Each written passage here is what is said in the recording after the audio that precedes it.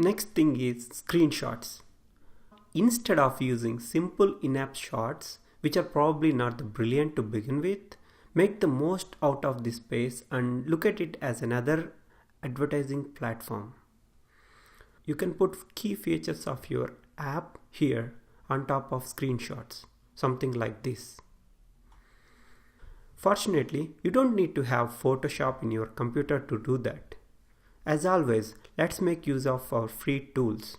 This course is all about making the most money with the least investment, isn't it?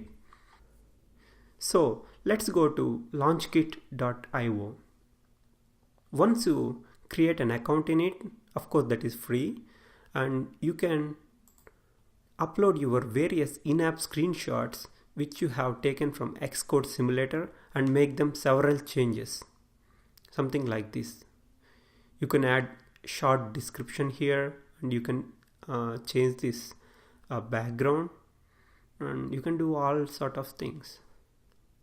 And the great thing about this website is that it will automatically generate screenshot in various resolutions like iPhone 5, iPhone 6, iPhone 4, something like that. Next thing is app website or app page. Just like you would never use bland simple banner, don't let such a crucial part of your app page become so boring and predictable. Use your screenshots to tell a story, something like this.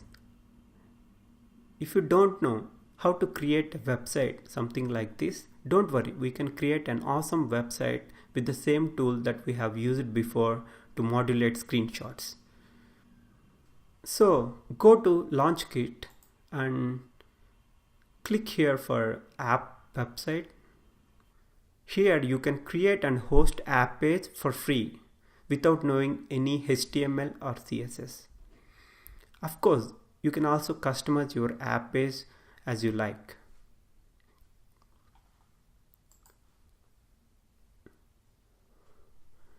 Keep in mind that your app website can draw traffic from the internet so that it can improve your app visibility as well.